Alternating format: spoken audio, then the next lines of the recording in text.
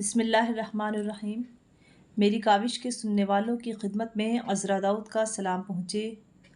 اللہ ہم سب پر مہربان رہے۔ آج میں آپ کے سامنے قرآن کریم کی دوسری سورہ البقرہ لے کر حاضر خدمت ہوں۔ اللہ رب العزت کی عنایت رہی تو یہ سلسلہ طویل تر اور انتہا کو پہنچے گا۔ اللہ تعالیٰ میری اس عمل کو اپنی راہ میں قبول فرمائے، آمین۔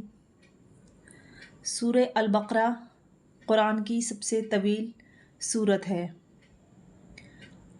سب سے پہلے اس کے نام کی وجہ بیان کی جائے گی۔ سورہ البقرہ یہ قرآن کی سب سے لمبی سورت ہے۔ اس کی آیات 67 تا 73۔ ان میں اس گائے کا واقعہ ذکر ہے جسے ذبح کرنے کا بنی اسرائیل کو حکم دیا گیا تھا، یعنی قوم یہود کو جس گائے کے ذبح کرنے کا حکم دیا گیا تھا اس کا اس صورت میں طویل ترین ذکر ہے،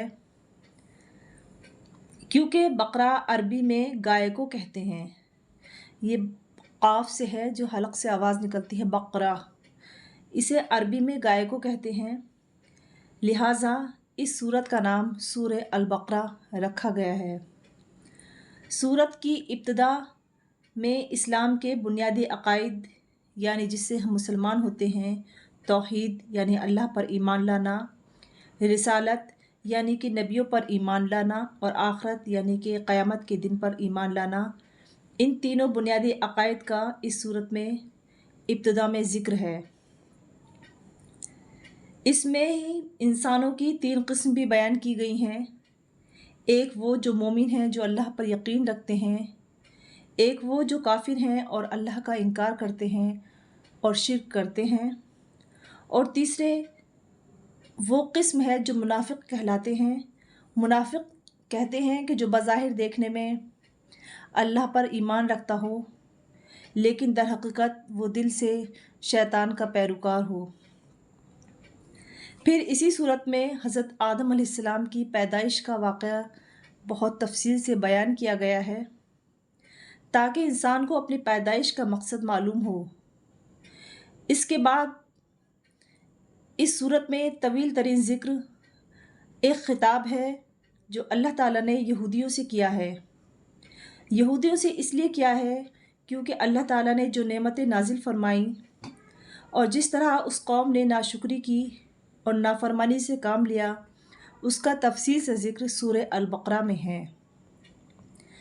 پہلے پارے کے تقریباً آخر میں حضرت ابراہیم علیہ السلام کا ذکر کیا گیا ہے۔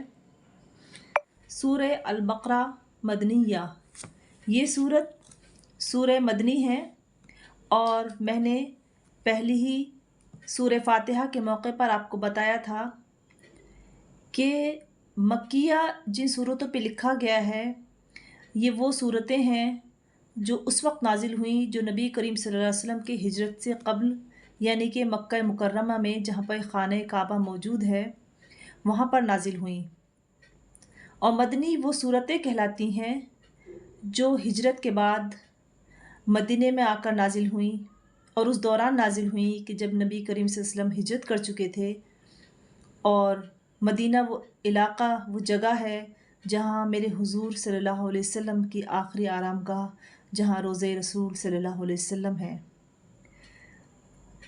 اس صورت میں آیت ہیں 286، 286، رکوع 40 ہے۔ بسم اللہ الرحمن الرحیم، شروع اللہ کے نام سے جو سب پر مہربان نہایت رحم والا ہے۔ اللہ تعالیٰ کی صفات، اللہ تعالیٰ نے ہر کام سے پہلے اپنے بندوں سے کہا ہے کہ میرے رحمان اور رحیم کی صفت کے ساتھ ہی میری تعریف کی جائے تاکہ میرے بندوں کو معلوم ہو کہ میں کتنا رحمان اور رحیم ہوں۔ الف لام میم، یہ سورہ بقرہ کی سب سے پہلی آیت ہے۔ اس طرح کے الفاظ آپ قرآن کی صورتوں میں اکثر دیکھتے ہی ہوں گے۔ یہ الفاظ حروف مقطعات کہلاتے ہیں۔ مقطع کہتے ہیں قطع کرنا، یعنی کہ ٹوٹے ہوئے الفاظ، جیسے اس میں الف، لام اور میم، میم پہ تشدید ہے یعنی کہ 2 میم۔ لیکن اس کے کوئی مطلب آپ کو کہیں بھی واضح طور پر نہیں ملتے ہیں، خود احادیث میں اس کا کوئی خاص تذکرہ نہیں ہے، لہٰذا اس کے بحث میں پڑھنے کی ضرورت نہیں ہے۔ واللہ عالم بالصواب، یہ اللہ رب العزت بہتر جانتے ہیں کہ اس کا مطلب کیا ہے۔ دوسری آیت ہے ذالک الکتاب لا ریب فیہ ھدی للمتقین۔ اللہ رب العزت فرماتے ہیں کہ کتاب ایسی ہے کہ اس میں کوئی شک نہیں، لا ریب کہتے ہیں کوئی شک نہیں، ھدی للمتقین یہ ہدایت ہے، یہ ہدایت ہے ان ڈر رکھنے والوں کے لیے، متقین کہتے ہیں پرہیزگار، یعنی کہ ڈرنے والے، بچنے والے۔ آگے تیسری آیت میں اس کی وضاحت ہے کہ کون ہے بچنے اور ڈرنے والے گناہوں سے، کہ الذین یؤمنون بالغیب ویقیمون الصلاۃ ومما رزقناہم ینفقون۔ الذین یؤمنون بالغیب، جو بے دیکھی چیزوں پر ایمان لاتے ہیں، غیب کہتے ہیں بے دیکھی چیزوں پر، اور مومن کی یہ شان ہے کہ وہ ہر اس چیز پر ایمان لاتا ہے جو اس کے رسول نے، جو اس کے اللہ نے اپنے کتاب میں بیان کر دیا ہے۔ تو وہ تمام چیزیں غیب میں ہیں، پردے اخفا میں ہیں، پوشیدہ ہیں، اور ہم مسلمانوں کا یہ ایمان ہے کہ وہ در حقیقت ہیں اور وہ ہمارے سامنے آخرت میں پیش کی جائیں گی۔ تو اللہ رب العزت بڑے خوبصورتی سے فرماتے ہیں کہ وہ لوگ ہیں جو غیب پر ایمان لاتے ہیں، وہ یقیمون الصلاۃ، اور نماز قائم کرتے ہیں، نماز قائم کرتے ہیں، ومما رزقناہم ینفقون، اور جو کچھ ہم نے انہیں دیا ہے اس میں سے اللہ کے کاموں میں خرچ کرتے ہیں۔ چوتھی آیت میں ہے والذین یؤمنون بما انزل الیک وما انزل من قبلک وبالآخرۃ ھم یوقنون، اور جو اس وحی پر بھی ایمان لاتے ہیں، اس وحی پر بھی یقین رکھتے ہیں جو اے نبی آپ پر اتاری گئی ہے، اور اس پر بھی جو آپ سے پہلے کے نبیوں پر اتاری گئی، وبالآخرۃ ھم یوقنون، اور آخرت پر وہ مکمل یقین رکھتے ہیں، یعنی کہ یوم جزا پر ایک مسلمان کا مکمل یقین ہوتا ہے کہ آخرت میں ہمیں ہمارے کیے کے تمام بدلے دیے جائیں گے۔ آیت نمبر 5 ہے اولئک علی ھدی من ربہم واولئک ھم المفلحون۔ اللہ رب العزت خود فرماتے ہیں کہ یہ ہیں وہ لوگ جو اپنے پروردگار کی طرف سے صحیح راستے پر ہیں۔ الحمد شریف میں ہم نے اپنے رب العزت سے دعا مانگی تھی کہ اہدنا الصراط المستقیم، تو یہ اس کا جواب ہے کہ یہ ہیں وہ لوگ جو اپنے پروردگار کی طرف سے صحیح راستے پر ہیں، وَأُولَٰئِكَ هُمُ الْمُفْلِحُونَ، اور یہی وہ لوگ ہیں جو فلاح پانے والے ہیں۔ آیت نمبر 6 إِنَّ الَّذِينَ كَفَرُوا سَوَاءٌ عَلَيْهِمْ أَأَنذَرْتَهُمْ أَمْ لَمْ تُنذِرْهُمْ لَا يُؤْمِنُونَ۔ اِنَّا کہتے ہیں بے شک کو، جس چیز کو اللہ تعالیٰ بار بار بیان کرتے ہیں اس میں کہتے ہیں جس میں کوئی شک نہ ہو، اس کے لیے عربی میں کہا جاتا ہے اِنَّا، بے شک وہ لوگ جنہوں نے کفر اپنا لیا۔ اللہ تعالیٰ بہت واضح طور پہ کہہ رہے ہیں کہ اور جو لوگ، بے شک وہ لوگ جنہوں نے کفر اپنا لیا، ان کے حق میں دونوں باتیں برابر ہیں کہ چاہے آپ ان کو ڈرائیں یا نہ ڈرائیں، وہ ایمان نہیں لائیں گے۔ لا یؤمنون، وہ ایمان نہیں لائیں گے۔